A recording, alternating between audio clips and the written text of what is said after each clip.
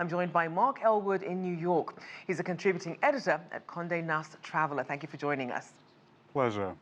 So a lot of people are still trying to untangle this. I mean, looking at the factors leading up to Thomas Cook's demise, how did the world's oldest travel company get to this point? I mean, I think it's unthinkable. When I was growing up, there was the Thomas Cook phrase, "Don't just book it, Thomas Cook it." It was synonymous with travel. But I think it's important not to see it as a symptom of what's happening in the travel business. It was an outlier. Thomas Cook had a lot of bad business decisions piled up against each other. Someone said to me, you know, Thomas Cook started focusing on brochures just as everyone else was focusing on barcodes. Too many stores, too much physical presence, a lot of bad investment. It had a rescue package this summer. The margins were very thin. Brexit piled on top of that. Great weather in the UK, meaning that people stayed at home. All of that came together to really leave Thomas Cook very, very vulnerable. So by having this established brand, obviously a lot of people relied on it. What sort of fallout comes with Thomas Cook's collapse, especially for Europe's tourism industry? I think that is what we all need to look at moving forward. There are parts of Europe that their economies were really predicated on Northern European travelers, often brought there by Thomas Cook. If you look today, the Greek government convened an emergency cabinet meeting to talk about the impact of Thomas Cook's collapse. And they're mooting extra tax cuts to try and stimulate the economy. There are portions of Europe which are very exposed.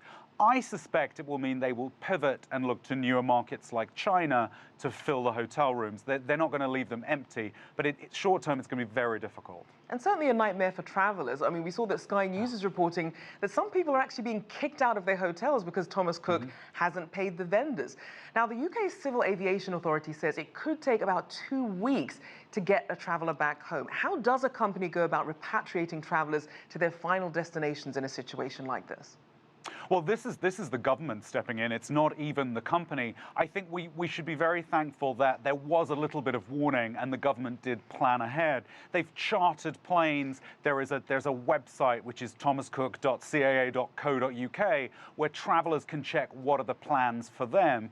Most people have been told you will be flown home probably on the day you were due to fly home, probably to the airport you were due to fly back to, because the government, the consumer protections for travelers in Europe are really quite stringent. There's a program in the UK called Atoll, where all travel operators who are reputable pay into it, and that is really a money fund for emergencies like this. I don't think anyone, though, imagined it would have to shoulder this kind of mass operation.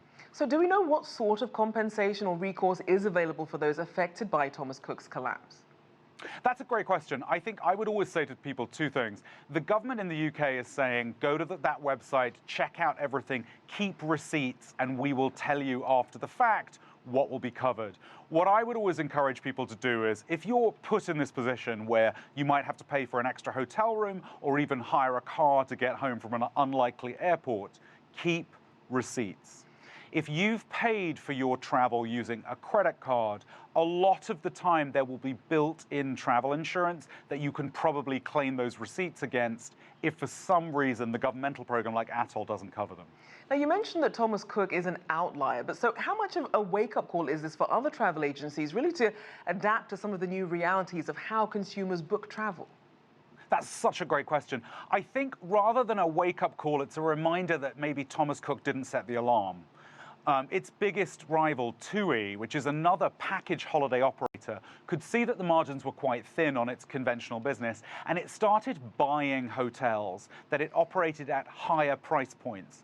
So because it owned the hotels, it didn't have to share the revenue, and because the per night cost was higher, there was also built-in bigger profits. I think it's a reminder that companies are going to have to vertically integrate a lot more. That's something Thomas Cook didn't do.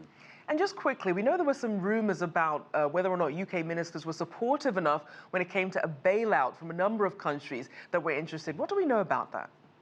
Do you know, I've read a lot about there being discussions about whether the government would step in, but I think the discussion really zeroed in on we're putting the failures of the private sector onto the public purse while the private sector still reaped the rewards.